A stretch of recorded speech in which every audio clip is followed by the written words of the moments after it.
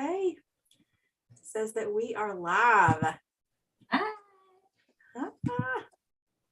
So I am making sure to have both things up, but guys, welcome back. Yes, we are live with Michele Allen on the Makers Chat podcast YouTube channel. So this is something that we have just started this month. Last week, I was here by myself, kind of letting you guys know what to expect. Oops. Gotta shut out all the things here so I don't have lots of echo. There we go. I'm fixed now. Sorry, guys. I wanted to be able to see your comments though. And that's the tricky part because I don't get to see the comments over on where we are in Zoom. So you guys, this is Michele Allen. She was with us on the podcast just a couple of weeks ago. We were talking about her business and her new store. And tonight we get to talk with her and see her create. So, hey, Michele. Hi everyone. Happy to be here. Tell us what you're going to be working on. Tell us what you've got going on. Well, I just have a nice blank canvas here. It's been almost close to 6 months since I've painted on a canvas. It was before Christmas, so it's been a while.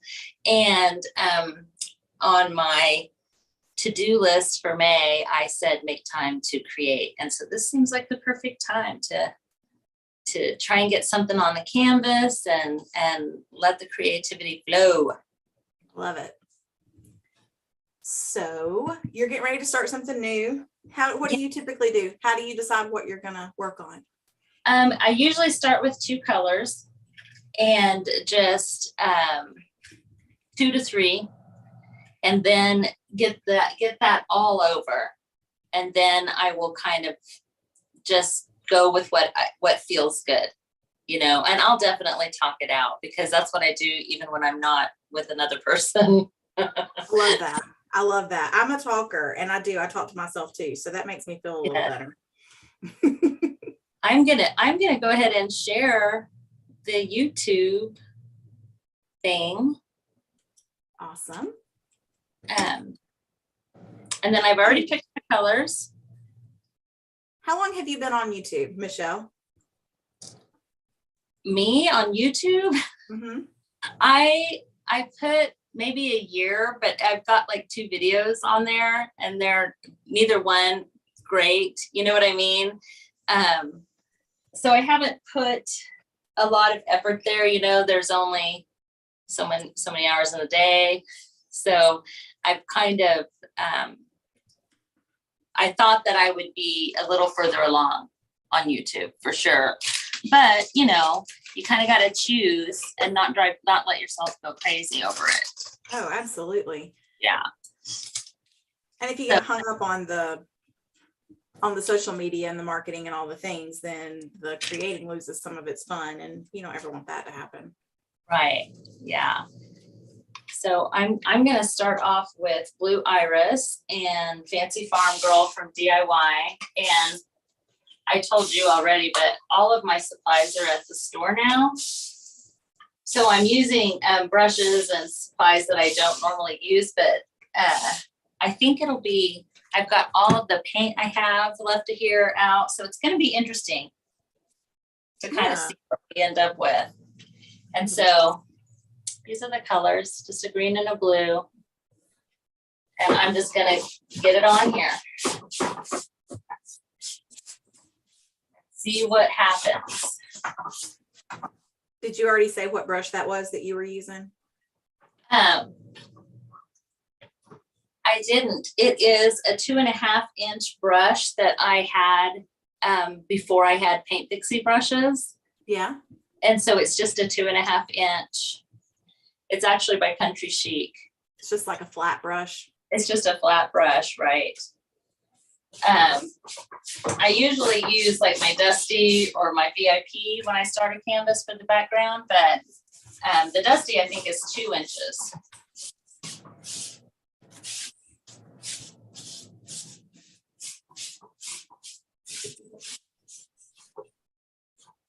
What size is that canvas? It is, let me see, 24 by 36. Okay. 24 by 36. So it's not huge. And it's a level 2, which I have some level 3s, but I think you and I have talked before about putting a frame on them and, calling her good. Absolutely. On that.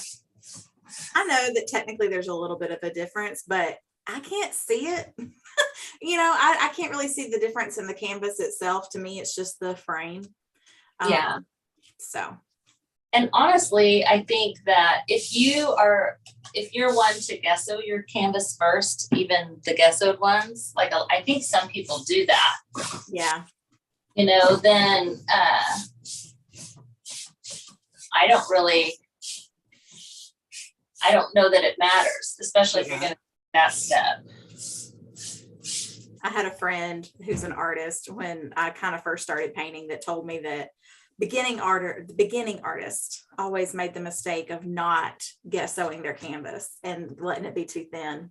And I remember thinking, I never gesso a canvas, but it's never thin. And I think you're like me. I paint in so many layers when I do paint. Oh yeah. You don't see light through my canvas. But I get what she's saying. If you don't paint in layers, then I guess that would be the risk that you might run with some of the lower levels. Maybe they just aren't primed as much. Maybe that's the difference. Maybe because I've never gessoed a canvas, and it's actually, I heard Melanie, Art by Melanie, say that she likes it because of the smoothness it creates. And ever since then, I've thought, oh, I need to try that. But I haven't tried it yet. Do you ever paint on, what am I trying to call it? Oh gosh.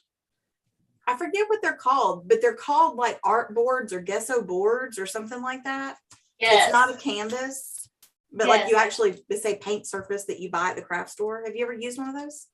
Yeah, I think so. Here's one. Is it this what you're talking about? Like this? Yeah. This is, and I like them for the multimedia stuff, like to do, because they're hardy and you can, when you're doing decoupage and then you're drenching it in water. Yeah. They're pretty hardy. So I like them for that too. And you're using ink pens and, lots of different things.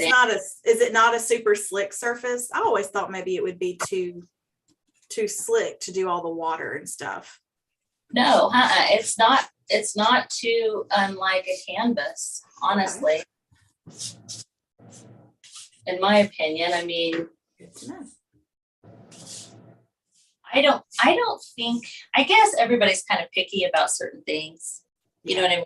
I don't really consider myself a picky person, but I don't know. I'm sure there are people that are around me all the time and know me well that would disagree. My kids might disagree. That's funny. Be picky. I'm not even going to pretend otherwise. I know that I can be. I can be particular about things sometimes. Yeah. I'm sure it depends, just like anybody, on what it is. This is true, because you're right. There's some things that I could probably care less about. Couldn't care less. I say that wrong all the time. When my husband and I do like home improvement type things, I'm always surprised at how more picky he is. I don't know how to say it. He's way more picky than me. Yeah. And I'm like, oh my goodness, come on, slap it on there. Let's go. Get done. He's like, with like, if you're varnishing something so there's no brush strokes, I'm like, oh my gosh, come on.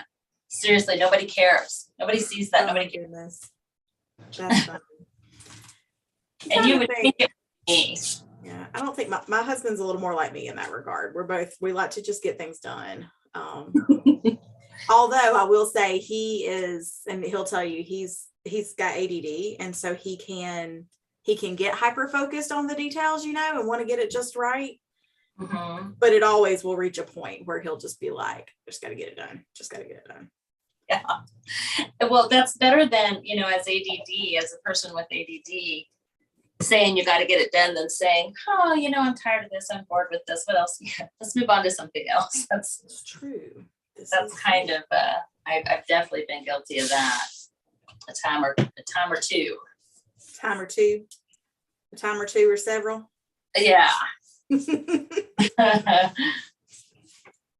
So yeah, I'm kind of digging this green and blue together. I like it. I don't think I'm sure I've seen that combination somewhere, but I've never personally used it. I like you said Fancy Farm Girl? Yeah. It's brighter than I expected it to be against that blue. It's definitely, Fancy Farm Girl's my favorite DIY green, for sure. And I use a lot of green because it's a necessary color, right? If you're doing anything with remotely like landscapes or botanicals or whatever. But green is probably one of my least favorite colors to just gravitate to. I just don't go grab a green. Yeah, it's funny because we painted our kitchen cabinets green, and my husband was shocked too because we had planned on doing them in a really deep navy or like the boho blue, kind of maybe a combination of those. And I started and I started in green, and he was like, oh, I was like, yeah, I changed my mind. And so they're green and black, and I do like them. Yeah. It's a different look than, what I initially thought I would do. I used, what was it? Garden of Eden, which is one of the new Daydream Apothecary colors. Oh. And it's a really bright green, and I'm not going to lie, I used it primarily because I accidentally bought 12 pints of it. I think I know that I meant to buy 6. And if I was buying 12 of anything, I thought I was buying samples, but I bought pints. So I was like, all right, Danielle, you got to find some ways to use this color a lot. And so I started this table, and I thought, well, I'll just do the base in that. And it's really bright, but then I use the DIY black wax over it. And yeah. Really, really pretty. So it's a really bright green, but that black wax just really put it where I wanted it, Yeah.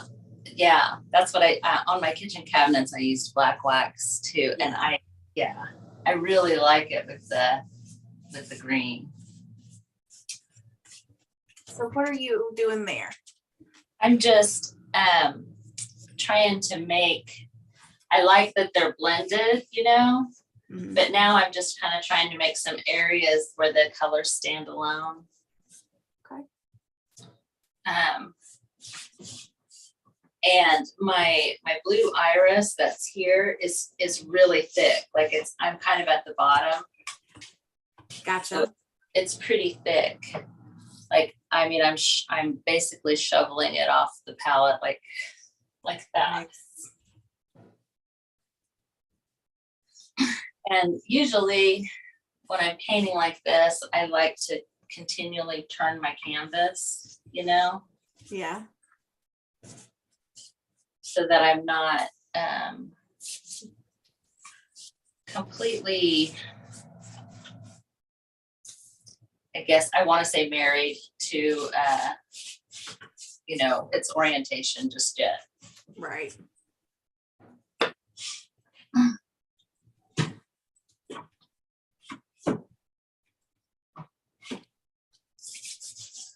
So in these features, I definitely want you guys to have center stage so that your process is what's fun.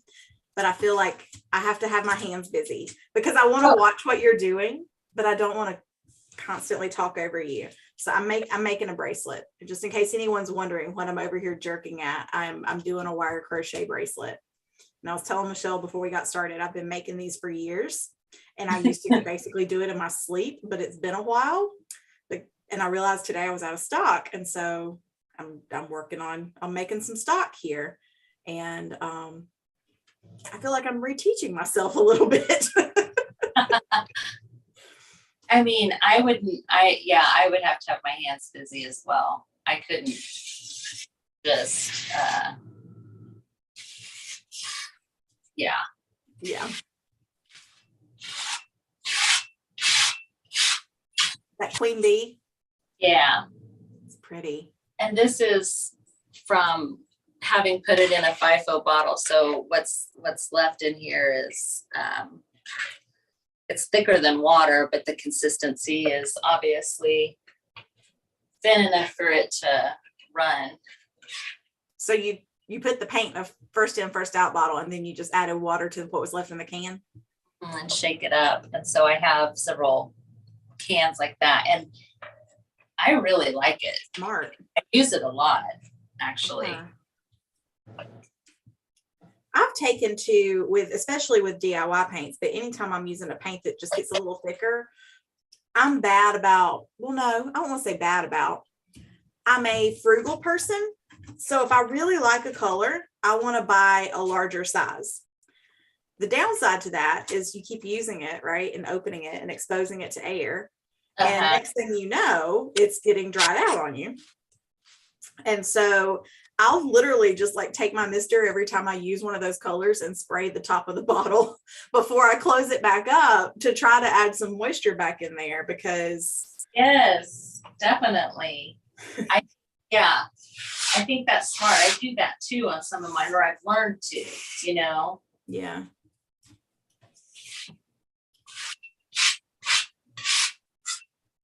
It's hard because I really love the convenience of the 8-ounce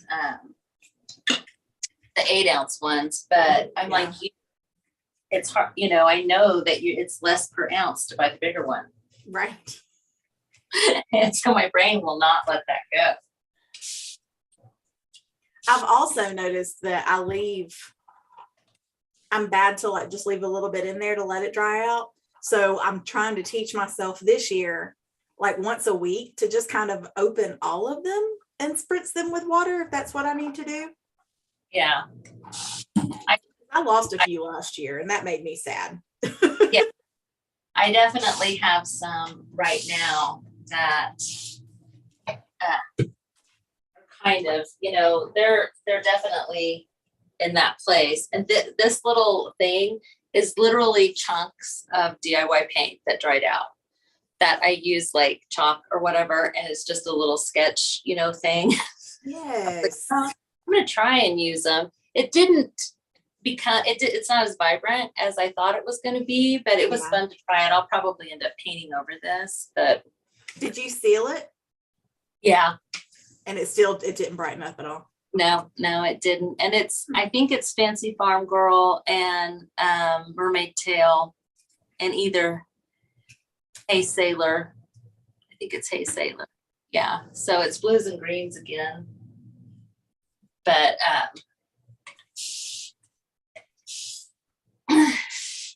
yeah. Blues and greens must just be your thing. Yeah, I think so. I mean, I usually gravitate to orange a lot too.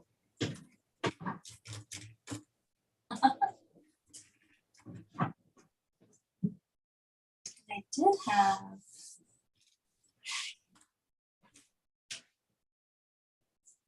I thought I had some saran wrap in here, but maybe I don't. I was going to kind of blot it. That's okay.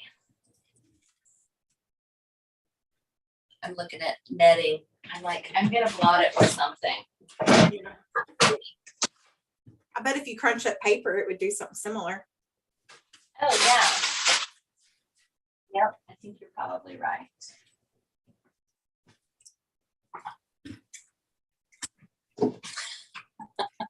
I definitely like to use like lids and stuff, anything that's, like the lid too. I have Tupperware lids. Yes. Like the throwaway Tupperware kind of things all over the place that I put paint in. I have takeout containers. I'll use both pieces. I'll use the lid And if I'm mixing up a color, I'll use the other part. And then that way, if I forget and it dries out, it's something I can just throw away. Yeah. Or if I don't come back to it. I'm the world's worst about that, about like wanting to like leave things in progress, because I just know I'm going to come back to it like in an hour or the next morning or something. And then life happens and I don't get back to it and things have dried out. And yeah. I'm getting better at just believing that I'm not coming back. Just assume it's going to be 2 days and I won't waste nearly as much, but we'll see.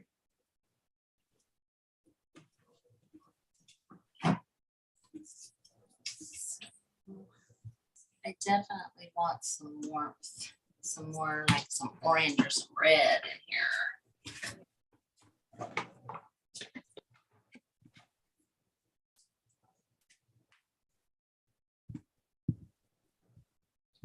Deciding whether or not I want it to dry. Can you see? Should I turn? Okay.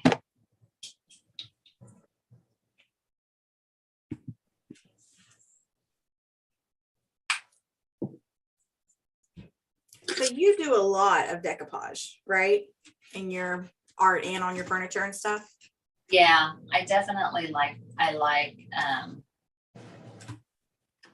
the decoupage. I like, even if it mostly gets covered up, Mm-hmm.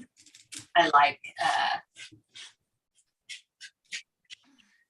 like what it adds. Yeah. It's nothing else. I guess it gives you texture and probably changes the shade of the paint over it. Mm-hmm. And just, actually, I want this to dry a little bit. I've got some that I started out with decoupage over here, and I don't even know that you can see that they're decoupage now. And they're just small pieces, but like this started out as decoupage paper and I just painted her face over the top of it. Oh, wow. But you can see, I don't know, can you see the bird? Yeah, I can. In her hair? Yeah. And then down here, there's butterflies. Yeah, that's fun. So it's pretty subtle. And then this one is almost completely covered. And actually this right here that says My Sin, down here it says the best perfume Paris has to offer. It's from a Time magazine that I found at a thrift store from 1963. It's actually the one of Kennedy's death. Oh, wow. And so that's one of the advertisements in there. Oh, wow. That I cut out. That's cool. But I did look it up, and they're a dime a dozen. It's not like I desecrated anything. Yeah. So they're not anything that's. Yeah. So yeah, I like to start out with that. And then this has, I don't know, it's got paint and pen and Stabilo and decoupage and gold and like, it always ends up with the girl. I don't know if you can see her or not. This one's really, yeah. It's really, that one's really busy. That's fun. So let me ask you a question, because I've got a project that I'm wanting to do and I don't know if I'm gonna be able to make it happen or not, but can you decoupage on metal? Have you ever decoupaged on metal? I don't think I've decoupaged on metal, but I'm pretty sure you can, because I know I've decoupaged on glass and that's fine. And I would definitely, yeah, I would definitely do it on metal for sure. I have these old they're not really rusty. They're made to look rusty. They're these reproduction bells. And we're doing Christmas in July at the store. So I've been thinking about what kind of Christmas decorations I want to make. And I really want to decoupage on those metal bells to like change the look of them. Because, the farmhouse bells are cool. The distress paint bells are cool. But I feel like they've been done, yes, every year for the past several years. So I want to do something a little different. And I thought, wouldn't it be cool to find some decoupage papers and do that on the bell? But then it's metal. And I'm like, I've never decoupaged on metal or glass before. And I didn't know how difficult that might be. What I love the mix. The thing of decoupage paper is that you can do Roy's cycled papers are what I use specifically, and she has so many industrial styles that you can put that like cogs and wheels and stuff, and then over the top of that you can put like an IOD transfer that's a poinsettia or that's a, you know, and so it just the mix of those two things I really like, and Royce does it amazing. Yeah. The way she puts things together is awesome. So we don't have those in our store right now. And honestly, I don't know why I haven't made the effort to do that yet, just because I love them. I mean, I see you use them. I see Monica Mercer use them down in Cummings, Georgia. And I absolutely love them. So I don't know why I haven't tried to become a retailer yet. And probably just because you know how that goes when you're running a store. It's like you have an idea and it's just like there's always something to do. Yeah. And yes, trying to keep up with what you've already got. There's a lot of papers out there, you know. I think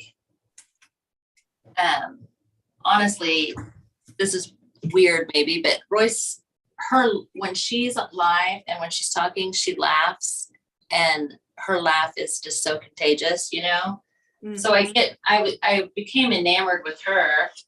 And I don't even think I realized how many different kinds of decoupage paper there was. You know, that's pretty much how I ended up with most of the stuff I carry, is like I got so focused and enamored with one thing or person.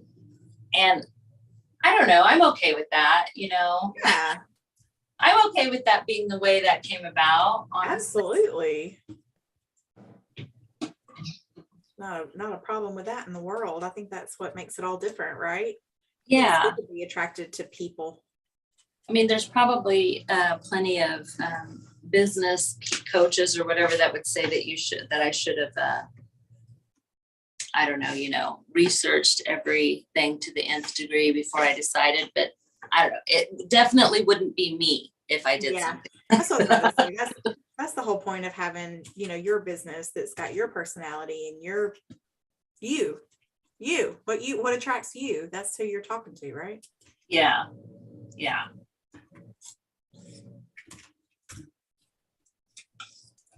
All right, so I'm getting back in the hang of this. I'm remembering how to do it. They're going faster now. Yes, I know. I definitely feel out of practice. Like by now, I feel like I usually have a vision of what I'm doing here. You know, like what I'm wanting it to be. Is that a red? Have you put red on there? It's a candied papaya, so it is a super bright orange. Okay. It's a paint pixie color. And this candied papaya mixed with her violet lemonade makes just the best color. I don't even know what I call it, but it's delicious. But you love it. That's what I call it, delicious. Delicious. Delicioso.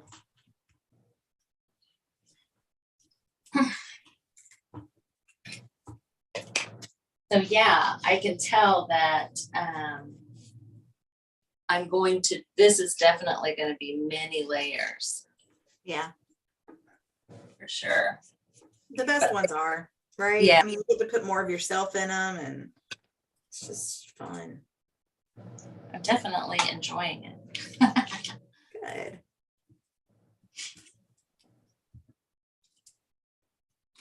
Let's see. So do you teach classes on intuitive painting? I haven't been able to, like, the first one that I have, I think is in June, maybe that second week in June. And it is through an employer, and they're having it as their team building exercise kind of thing. Yeah. And I think that they only have like maybe an hour and 15 minutes or so. But when I talked to him, I said, you know, I can definitely come up with a bird on a branch or a flower if that's what you want. But it's not really me.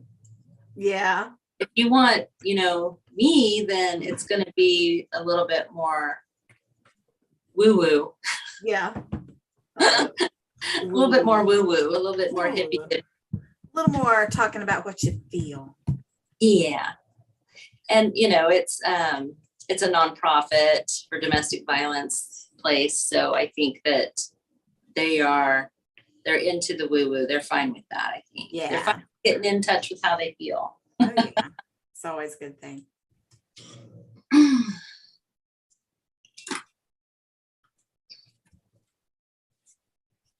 I hope you're not disappointed that they're probably not going to be a finished not at all. project. The point of this is not necessarily the piece itself, but just literally the process. Like, how do you go about, like I said, on the podcast, we talk about the business side and the story, like what you were doing before you started your business and how you decided to start your business and all those things. But this is an opportunity to actually see how people work and see the spaces that they work in. I'm not remotely disappointed. I think this is the fun part. This is supposed to be process, not because I'm definitely playing because it's been so long. I'm just kind of doing whatever. Doing the things, right? Yeah. Last week I started a piece. Oh, I should have brought it in here actually. I was doing a round because I was weaving and I was showing like basically how I got started with all that, which was like the ones on the wall behind me. But I made my first 8-inch round that I plan to sell. So in the past, if I made anything that small, I kept it and it went on this wall behind me. Uh-huh. And I'm not necessarily done with the wall behind me, but I am starting to make some smaller pieces to sell now because I've had people tell me they want them, but they can't pay for the big ones. And I understand that. Like, I get that completely. Yeah, I was just getting ready to say that's good. I think those will do really well for you. Yeah, I hope so. I started learning to spin last week, to spin yarn. Actually, I go live on my Facebook page on Thursdays at 8, but I didn't this past week because I was so wrapped up in the spinning wheel. I couldn't make myself stop. But our Jerry, Jerry.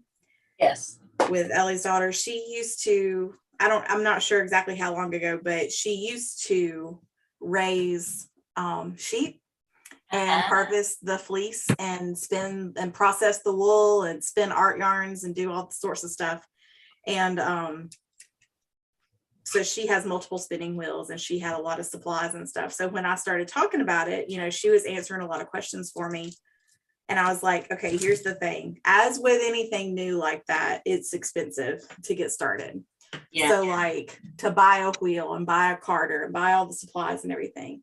Well, I have, from the weaving that I do, I have plenty of fibers like on hand because apparently I just like shopping for fibers and actually using them are two different things. And apparently shopping was a hobby in and of itself. So I have tons of material.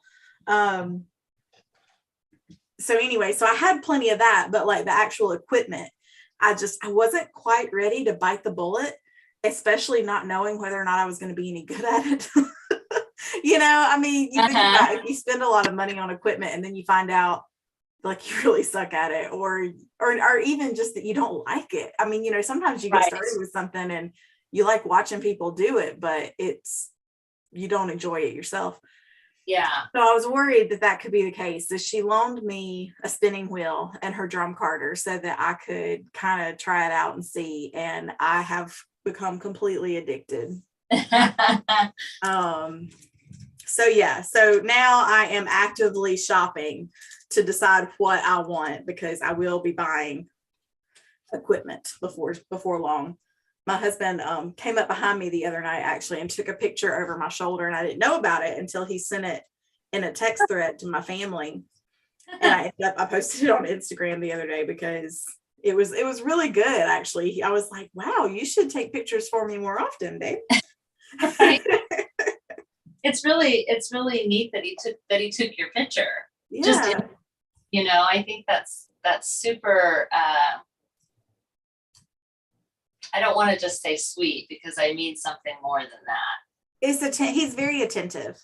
Yeah. He pays attention and thinks about stuff like that. Like, well, he was watching me and he was like, this is cool. She, and he, like I said, he sent it to my family because I had been talking about it. We had all been together for lunch. It was actually, I guess this was just a couple days ago because we had all been together, for lunch for Mother's Day. And I had been talking about it. And so then it was that night when we got home, I was playing around and he took a picture and sent it to them. And I was like, oh, that's a good picture. That's very telling, I think. Yeah. He's a good one.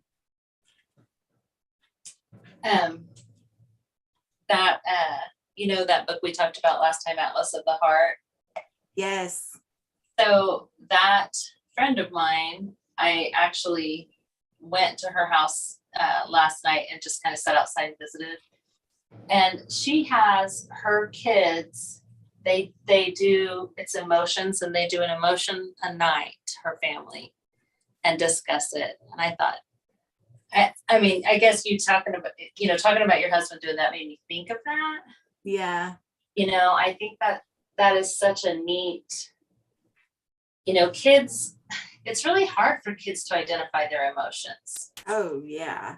And I think for a long time. For adults.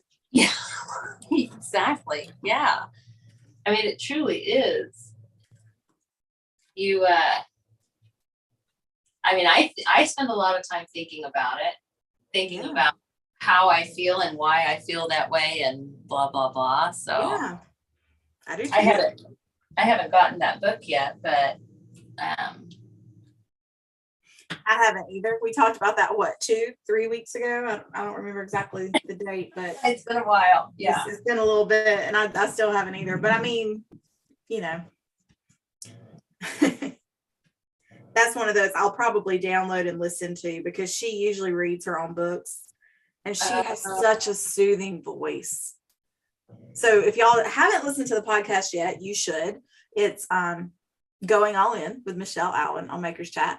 And you can find it here on the YouTube channel, or you can listen to the audio version wherever you like to listen to podcasts. But we were talking about Brene Brown's new book called Atlas of the Heart, and just her books and her research and her chats and everything in general. And I love Brene Brown, and I love listening to her talk because she just has such a soothing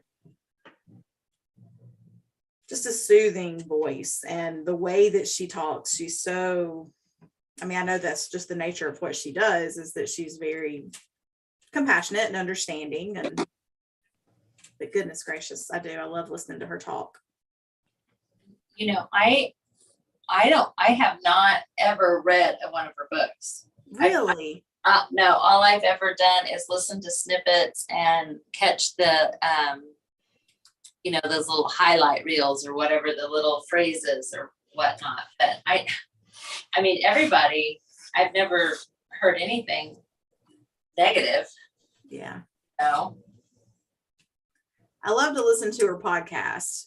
That's always great. I read Dare to Lead all the way through. I have started Daring Greatly. I have not finished it.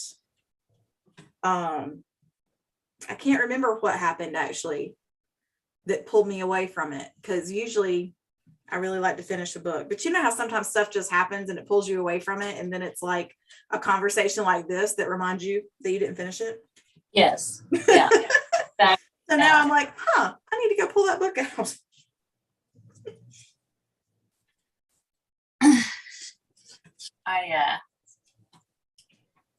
I really enjoy, one of my favorite things in the world is,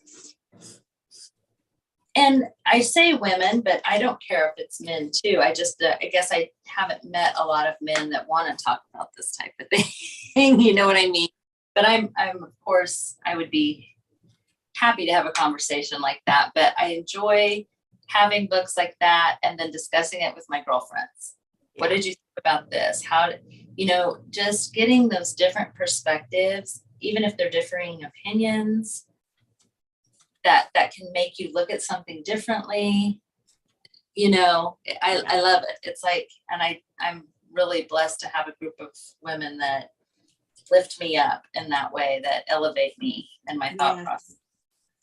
I've had different book club groups over the years, and we'll go for a long time without seeing each other, and then every now and then one of us will sort of be like, hey, we should pick a book and get together again, and we'll pick it up for a few months, and then things will happen, and you know how that again. Yeah. Life. Yeah. But I'm the same way. I've, a good group of friends that I used to we all worked in a similar arena. That was how we all met. And we sort of started up a book club because we wanted to. And so we just, went from there.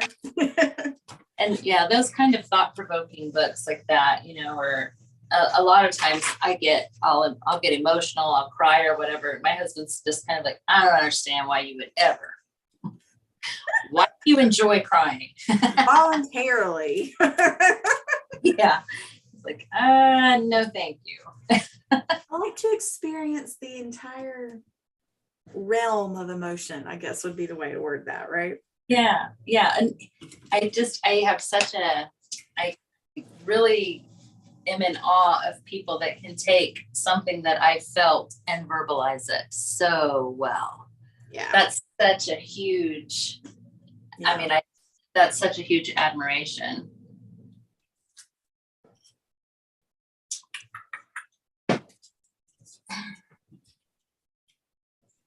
I like it. I like where it's headed.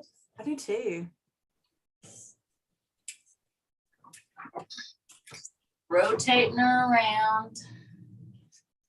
That's always fun. And to see you'll have drips going one way and then you turn it and they start going in another direction. Yeah. The squigglies. Yeah. I'm wanting it to dry a little bit before I do something else, but I'm wanting to do like a lighter.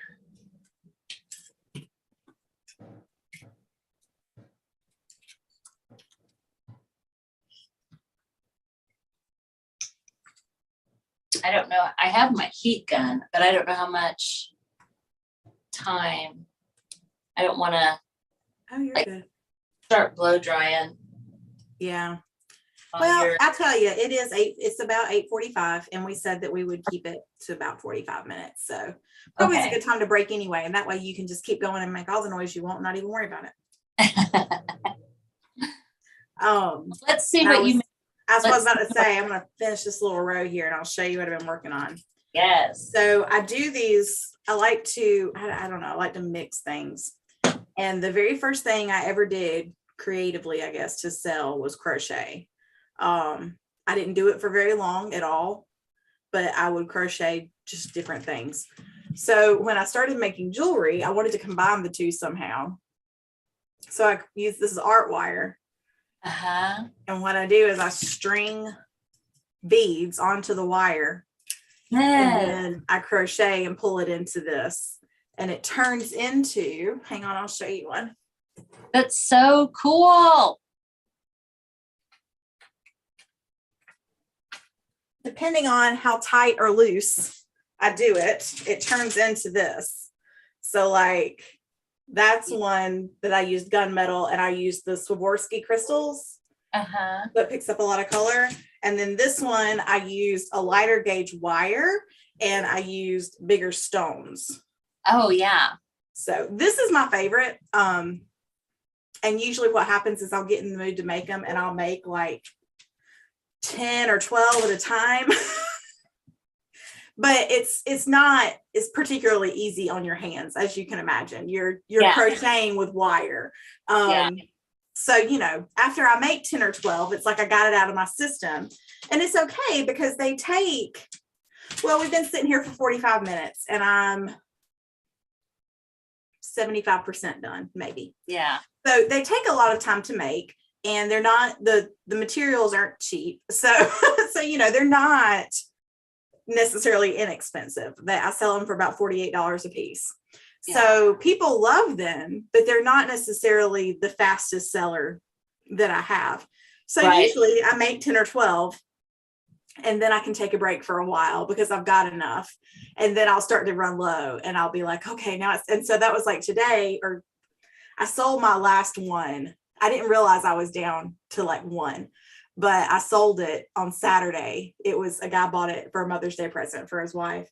And I realized when he bought it, I was like, I wonder how many of these I have left. And I walked over there and there weren't any more.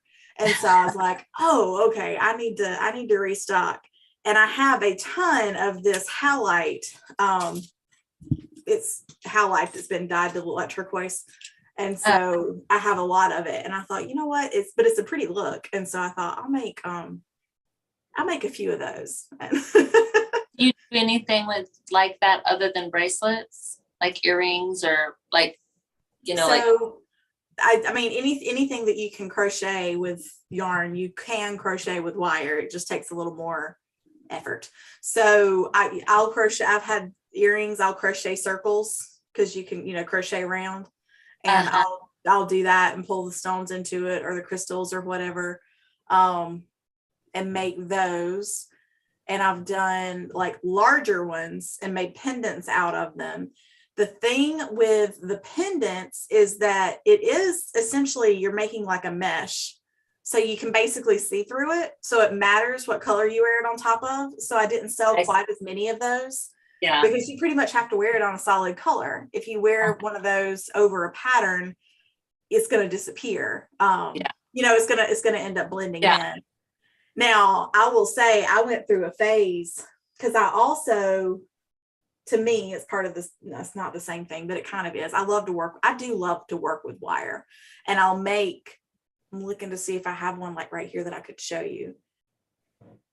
And I don't, but I'll make these long strands hang on, here's one. It's not super long, but it'll show you what I'm talking about. Well, maybe I'm not quite tall enough to get it off its hook. I'll drop things. I do like. See what I'm talking about? Yeah. I'll wrap the lights on my face, not on the jewelry. Yeah. And I'll make these little wire wrapped spacer bead type things, and then I'll use the stones.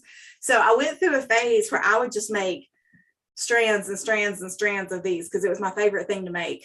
And then I truly did, but you imagine those take almost an hour per bracelet. These take, because I like to make the long ones that are like 36 inches long. So they take like hours. Anywhere like 2 to 3 hours to make one necklace. And again, it's all those natural stones and all that wire. And they definitely, they're at like a 68 to 78 price point. Yeah. So they don't move fast either. Right. So anyway, I was looking at all that the other day and I was like, I miss making this stuff, but you make what sells. Yeah, for sure. But the bracelets look like lace. They're like wire lace is what they look like to me. Kind of. Well, because laces are just a crocheted pattern. Yeah. So it's really just like an open mesh that's got all the stones, and then the stones will give it that, depending on what you use. Because like this one, I'm using all chips. You saw the other one where it was like the Swarovski crystals. Yeah. So it just depends on what you use, what it looks like. And some of them, I like the ones with just the mix of the different gemstones because they look a little more casual.